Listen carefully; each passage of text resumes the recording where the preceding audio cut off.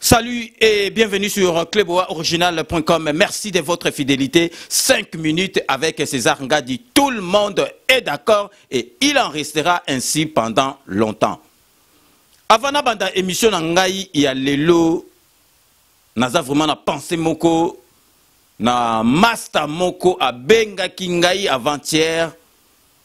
Pour na makambo mboka donc na ndimaki kutute ke il est vraiment ko benganga makambo mboka parce que ça fait longtemps vraiment ça fait belle lurette que to monana te to bengana te donc ba numéro de téléphone y bon azaleki na possibilité ya ko zo numéro nanga plus facilement mengai bon obika moro au changer appareil ba numéro et il faut qu'on recommencer ba numéro nyo surtout donc vraiment na zalaki na esengo na lalaki na esengo parce que to solo laki ebele parce que na ndimaki penza teke akoki ko benga pona makamba mboka donc kombo na ye azali artiste musicien donc vraiment muto a percussion donc kombo na ye Iko oyebie na viva la musica donc Iko vraiment au sepelisa kingai masolo to solo laki donc pour rappel Iko azali mutu oya simbaki percussion na kata viva tilelo donc ya bando beta lo coller Azobe tapé Mbunda, donc Ichari Azalaki, donc après Ichari Iko avandi akenda ba Japon, donc ba Iko anozomona kenza pe biso tozaba na viva la musique à 4 micros,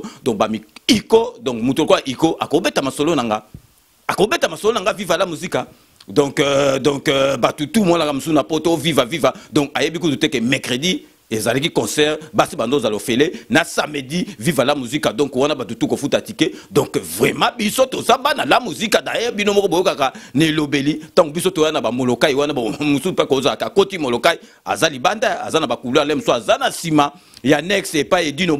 Edino Ebola James Lass donc ndenge akenda pema na boboto to mais tant biso to zo na molokai o caméra Amazon donc papa wemba ba fongoli penza salon omoni penza moquette rouge to vandi penza donc viva ezalaki penza masolo na biso batutu oyo bazali kolanda ngai donc ba mission viva ba yebi donc César Ngadi mwana ya la musique ya première heure donc Iko inola donc yesikoyo az komana e bon Iko nakolo ba komane mvama a komane masolo ne bien parce que Iko azali mutu oyo banda héros Disneyland de Fongwama azali kuna tilelo asalaraka kuna donc ça fait plus de 20 ans. Donc Iko Inola donc il fait maintenant partie de meubles. Il y a Disneyland Iko Inola donc merci à trop donc pour bomonara ke ba ke belé bazali kotalela makambo ya mboka. Donc donc après wane zalaki un petit coucou donc il y a Iko Inola après ça inga sengo makasi vraiment yangwana na lobeli yango donc azanga ka 5 minutes avec César Ngadi kana bakake tout le monde est d'accord. Bon Sikoyo,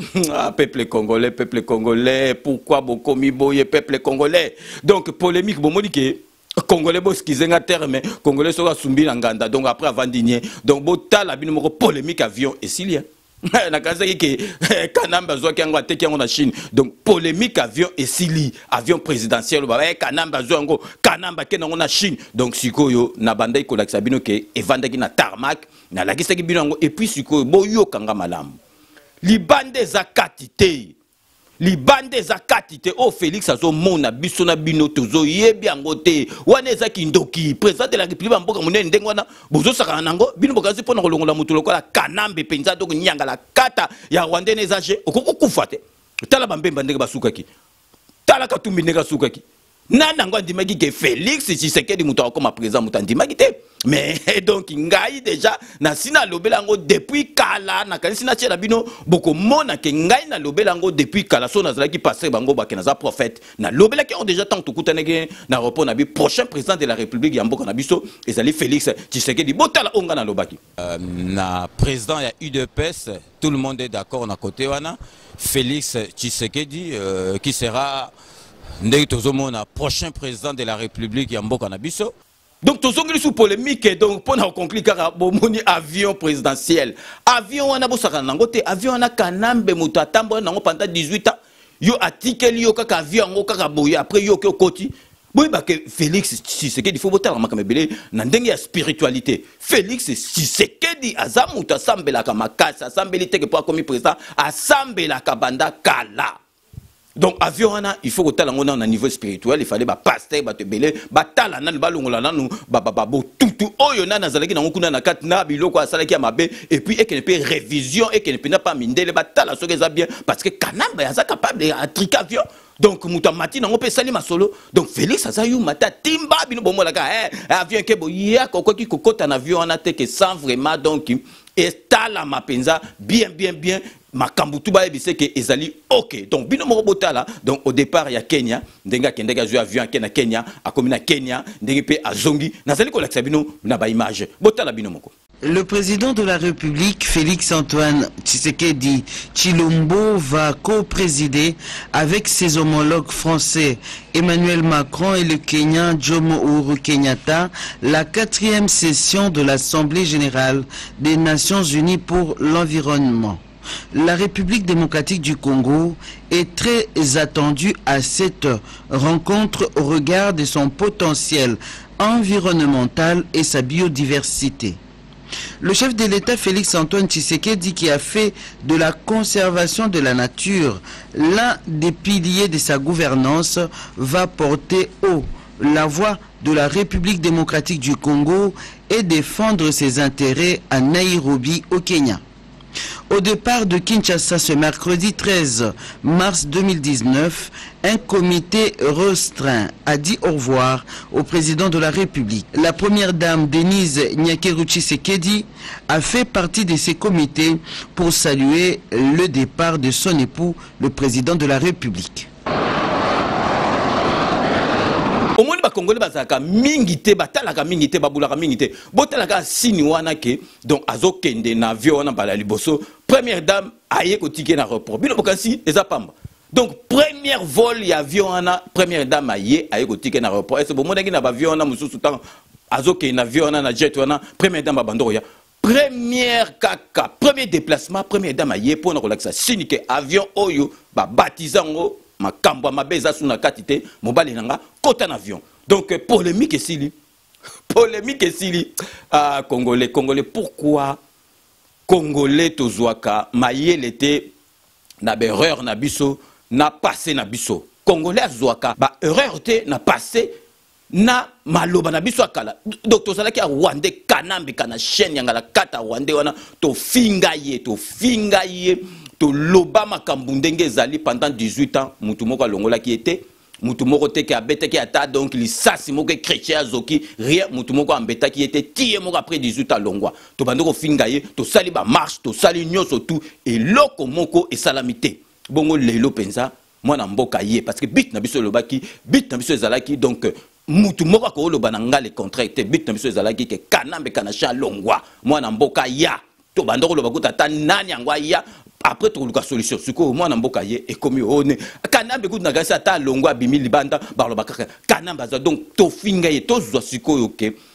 ba passer na biso ndenge ezalaki ba erreur na biso akala nande to bandoko loba siko eza na sens te to bando finga siko Félix Tshisekedi moi na mboka bozo mona ke eza na ezali na tina te donc to meka ko relever débat quand même s'il vous plaît to tika ko kota na ba futilité to tika kokita trop bas congolais azali mutu amayele to la kisake tozali bato amayele polémique mususu ebimaki wana ezo sekisanga congolais parce que omoni bato mususu bazo César Ngadi akoma avocat ya président Félix Tshisekedi akoma avocat ya baluba non ngai soki botiki koloba ba connerie parce que internet ekendaka mbango biso tozali bapanzisango bato bazotala biso batalaka biso donc soki tolobi likambo bato bazwa en considération parce que internet ekendaka mbango donc ngana zana soki botiki koloba ba n'importe quoi bokomona nga pe na changer langage donc ngana zana pona zongisa kaka bato na nzela soki bolobi mabenga na yona na zongisi bino na nzela donc bota sous polémique donc président de la République azokende Kenya amemi ba document na ye obila msusu azo rédiger makamone asisa ki angote asala brillant amemi document comme au président de la République à Sikabota la gaga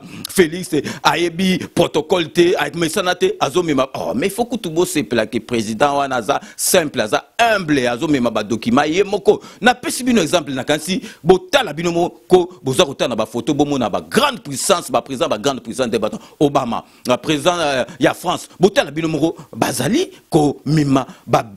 document na bango kuto bama meme saka munene na kasi bozotala mais botika ba polémique na makambo oyo ezali kutu na tina te ya kosala polémique peuple congolais to changer ba ninga na ngai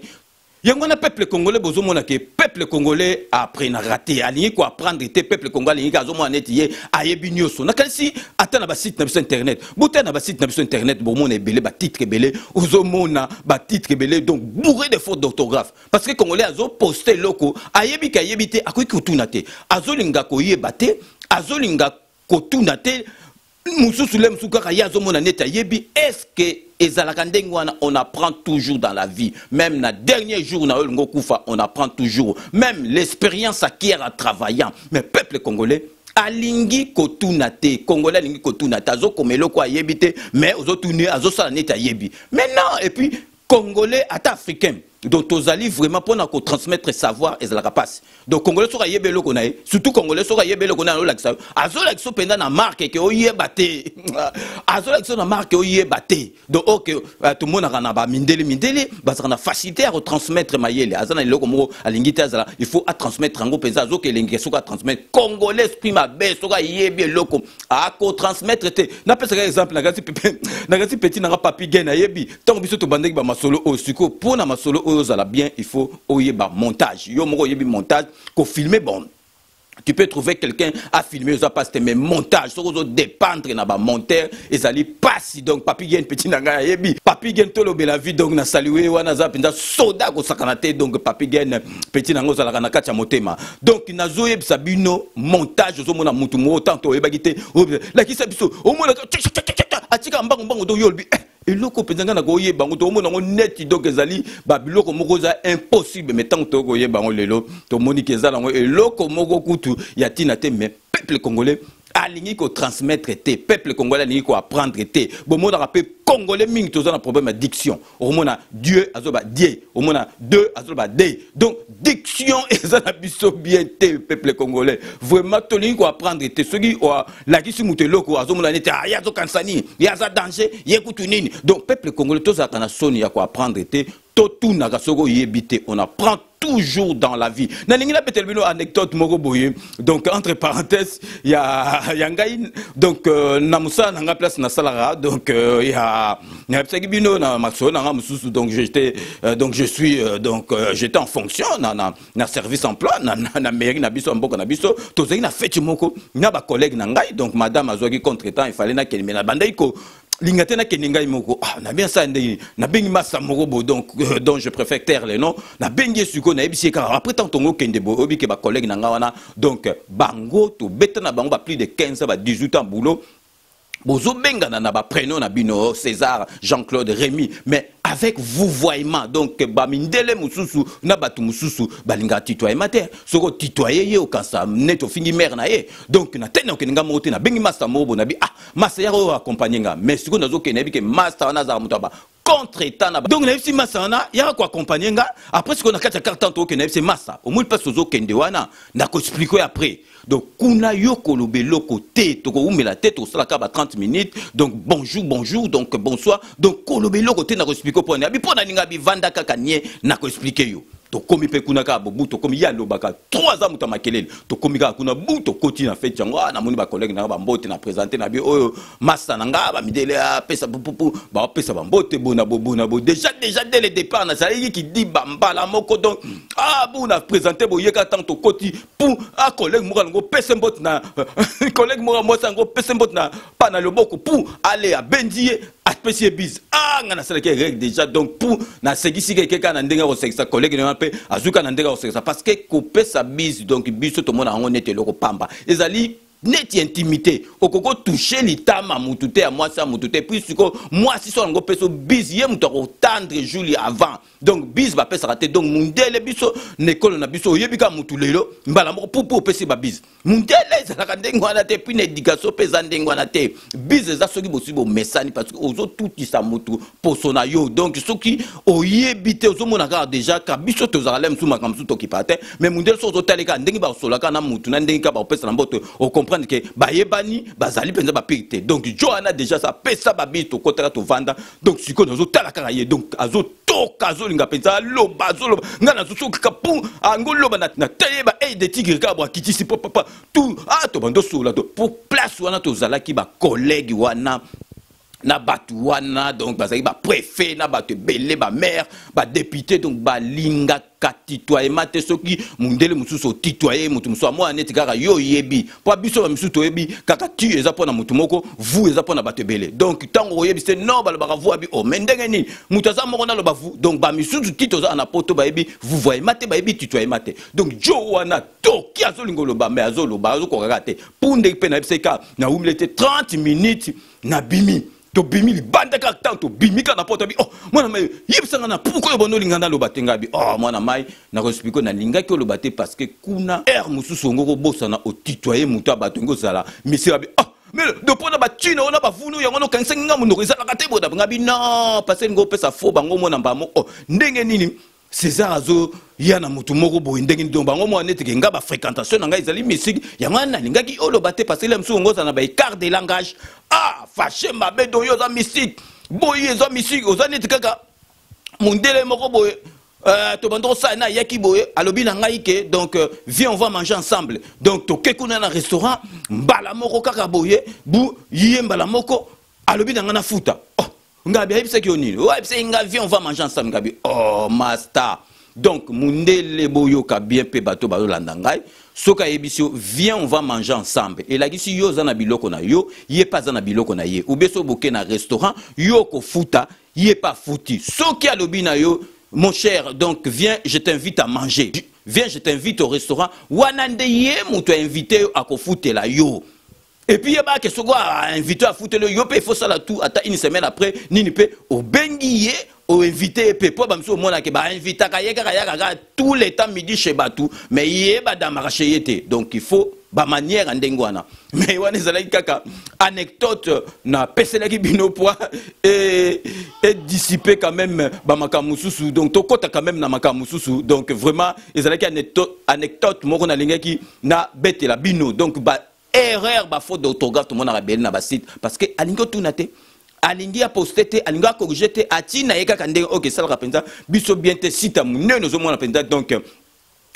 conjugaison mo boulou ba préposition mo boulou ba corps kutu mo boulou donc ali parce que alingo tunate alingi ko apprendre te azomona ka ke ye ayebi ok soko poster ndengwana bato bazoko mona ezali ko sala bien te. Bino mo na zo la sabino botala niveau ya médiocrité na mboka na biso parce que mboka na penza to sambela ke 5e président autozui a longola batu nyoso et puis a changé mentalité à batu nyoso tout ndiki tozo mona ke état de droit déjà comme ko sala na rolobela bino ngo tout à l'heure bino moko botala niveau ya médiocrité tozali na salle d'audience botala avocat oyo maître oyo donc kuna donc bazo expliquer makambo o lemsu ye azola ki mbongo pour défendre client na ye botala bino moko na tieli bino ba image botala avocat oyo maître soki nani botala biloko nini azotala na portable na ye botala bino moko.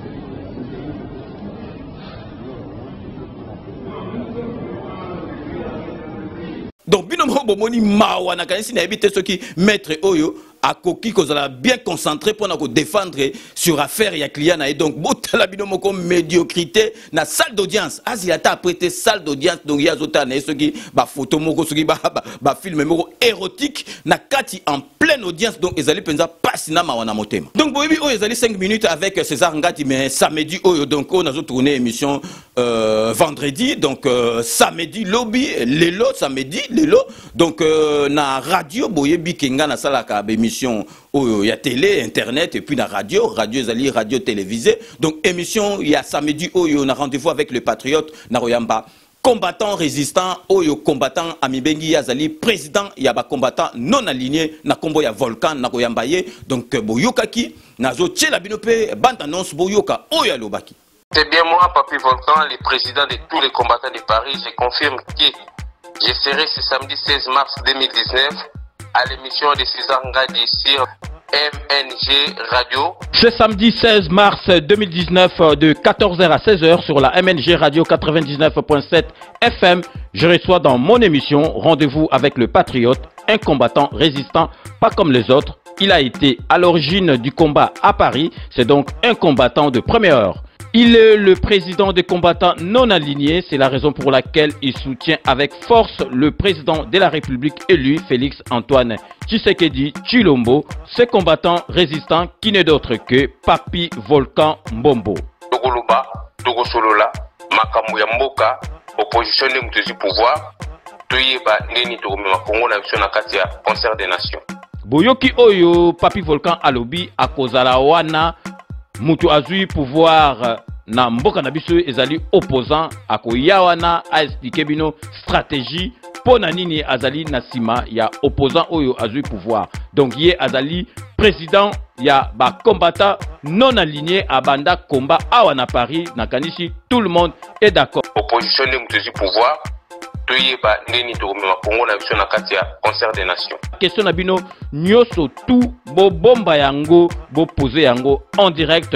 samedi de 14h à 16h sur la MNG Radio 99.7 FM. Bino moko bolandi donc Volcan kozalawana ako répondre à ba question na bino nyoso tout. Donc bo benga bo zelate soki to chi na internet kuna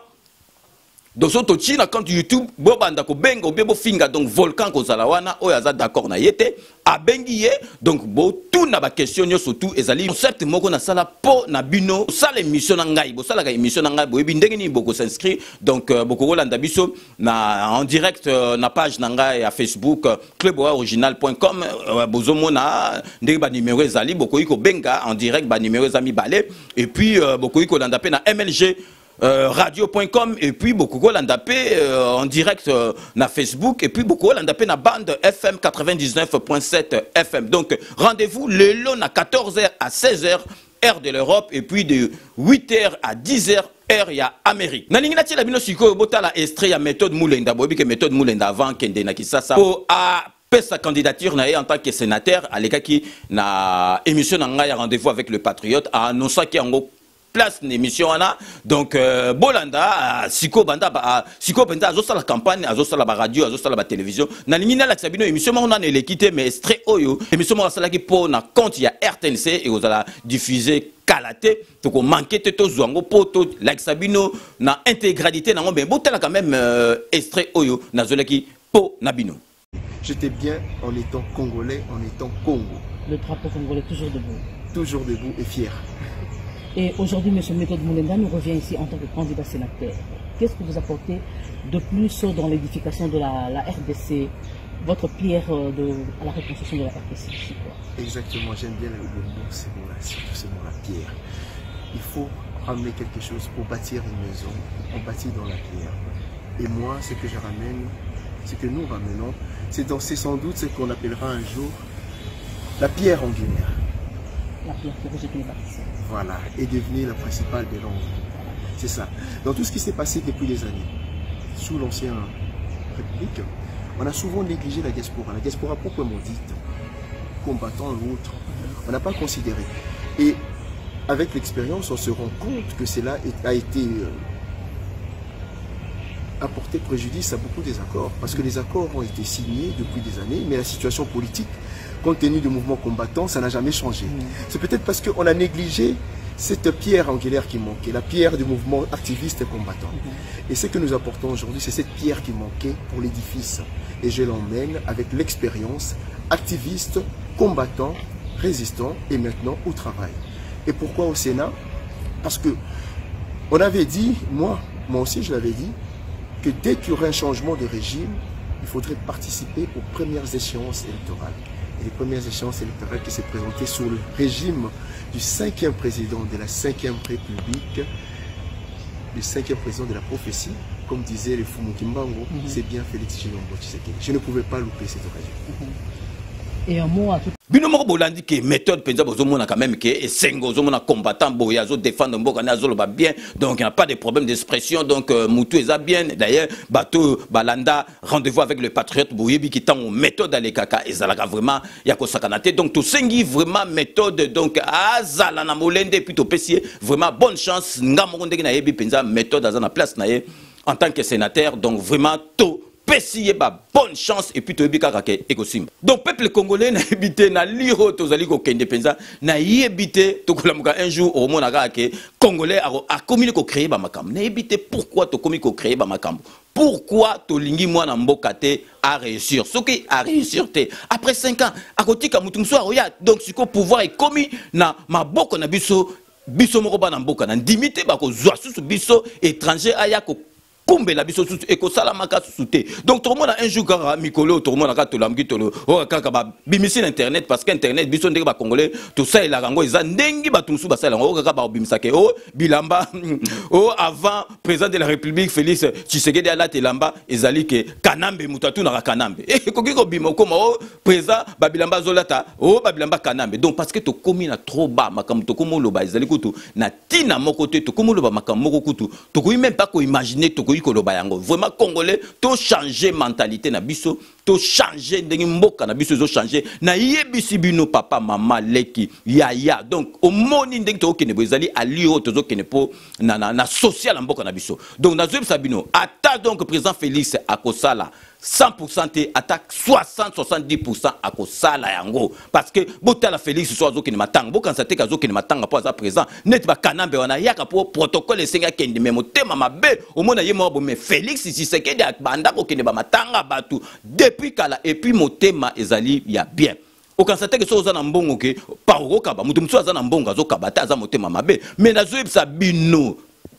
yebisa bino ke to tia molende to tia maboko na président na biso oyo azawana parce que président mususu azalite azamona mboka to sambela mboka na biso oyo avancer et puis nazo yebisa bino social congolais abanda kolia. Donc njembo na bato bazolo ba le peuple d'abord eza jeté et ko salama. Donc vraiment peuple congolais to changer mentalité to comment ceux qui to ko critiquer to critiquer na ndengi moko, donc critique moko, donc positive critique moko penza oyo etangami ko critiquer parce que mututu bakoki ko critiquer eza la président de la République ndengozana tokoki ko critiquer botalaka depuis 1960 et salamate makambo. Donc ba suspendre ministre ba suspendre PDG ba longoli ozomona ke to mona yango te, donc kanambe donc akoki osala yango te bato asali to yibi kaka batiki yo mais ozomona ke donc ba suspendre ministre ba longoli penza ke ba moni penza ke non aza fakwa donc angwali ma ba longoli donc bozomona bino moka ke mboka et komi ko kende na ndenge ya bien. Alors excellence, il y a aussi des ordonnances, nous apprenons qu'il y a aussi des ordonnances portant suspension des ministres et de 2 mandataires. Oui, ce ne sont pas des ordonnances, puisque vous savez, les ministres relèvent du chef du gouvernement. Le président de la République est chef de l'exécutif et il veille au bon fonctionnement de toutes les institutions, surtout à l'éthique, aux mœurs et à la déontologie recommandée aux mandataires publics, surtout à des fonctions aussi nobles et élevées comme celles des ministres. Donc le président de la République a décidé, pas de façon brutale, après que nous ayons discuté avec le Premier ministre à plusieurs reprises sur la question du ministre concerné. Il s'agit du ministre des Affaires foncières, M. Loumeya. Le président de la République avait demandé au Premier ministre lui-même de demander au ministre concerné, Loumeya, de rapporter les arrêtés qui avaient été pris par lui en violation des droits des Congolais et des étrangers, de la propriété tout court, ou des arrêtés pris en violation de la loi. C'est ainsi que ce jour, je viens d'adresser une lettre au Premier ministre au nom du président de la République pour informer le Premier ministre qu'en considération de nombreuses décisions et divers arrêtés pris par le ministre Loumeya, d'où Malégui, ministre des Affaires foncières, en violation flagrante de la loi et des droits des tiers. Son Excellence, Monsieur le Président de la République, chef de l'État, me charge, là je m'adresse au Premier ministre, de vous instruire de procéder, toutes affaires cessantes, à la suspension de l'intéressé de toutes ses fonctions de ministre des Affaires foncières et de requérir le procureur général près la Cour de cassation pour l'ouverture d'un dossier judiciaire contre ce ministre. Donc ça, c'est une première action contre l'impunité. Parce que nous ne pouvons pas comprendre que nous ayons tenu plusieurs réunions pour demander au ministre de rapporter ses arrêtés sur des lotissements à des endroits interdits, sur l'expropriation des citoyens. Le ministre ne fait rien. C'est l'insubordination. Et quand le Premier ministre, à son tour, ne prend pas de décision, le président s'assume. Et donc, vous pouvez considérer qu'à dater de ce jour, le ministre est effectivement suspendu et une action judiciaire sera ouverte à son encontre. Donc, binomo pe bo monaki ke donc totiaki polémique na zong seki batunata bo monique quand même ba prisonnier. Mais ordonnance c'est pesami ba prisonnier, il faut pas bimba ba prisonnier musu balobi ke ordonnance c'est salami. Mais kasi bluboaku ezala on a poto ba tio ba lobi so ke ba libérer yo mais pas papier administratif. Ba démarche musu ezala na kati kuna avant bimba ba lobi ke orobima. Mais le temps on rempli ba papier, ba lobi on lem susu na 20h. Ba bimso ezali eza boloko ko bima ka boté. Lobi na tongo il faut au sala ba démarche au signer ba papier après ba libérer yo. Et comme oh non, moutanga so bimate. Oh donc kanambe mouta aboyi nanya bima. Donc vraiment donc congolais et comme na ko sekisa donc kanambe donc président de la République a pesi mitindo kanambe place azakuna epsi na prison que moutana bimate. Vraiment congolais pourquoi to komi boy. Vraiment congolais to changer mentalité na biso, to koki ko critiquer na biso. Ça peuple congolais ndenge na epsika bino moko bo monique vraiment tozali awate pour la fanatisme ou bien chauvinisme ou bien idolâtrie. Non, tout ça que l'oba makambo o soki et kenandenga mabenga nazawana nazali mopandi sango nazali wana pona zongi sabatu natan. Donc ndengina loba karake, je vous laisse le soin d'en tirer vos conclusions et de nous faire parvenir vos commentaires comme d'ailleurs vous en avez l'habitude de faire. Donc c'est ainsi que s'achève ces 5 minutes avec César Ngadi. J'aurai le grand plaisir de vous retrouver dans 48 heures pour un nouveau numéro. D'ici là, portez-vous bien et à très bientôt. N'oubliez pas, tout le monde est d'accord et il en restera ainsi pendant longtemps. Boyebaka ke kanambe toko biki ça a été, il faut zoma solo na mbunchu tona dikosi. À très bientôt.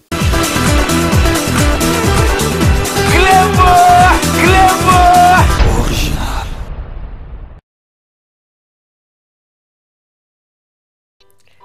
Avec Sepela TV, besoin que tu okima banyongo ezate. Pour pas la biso nyongo ezala raté. Ça peut faire un mois que foutite, fouta 15 livres na autopélicio. Ça peut faire 6 mois que foutite, fouta 15 livres na autopélicio. Même plus de 1 an, ça c'est plus de 1 an non foutate au kanisi kozana nyonga makasi. Comme tu te maman, comme tu te papa. 15 livres à pamba pour rétablir service non. Et je te dis on va na andako Roka Bilinga Sepela TV.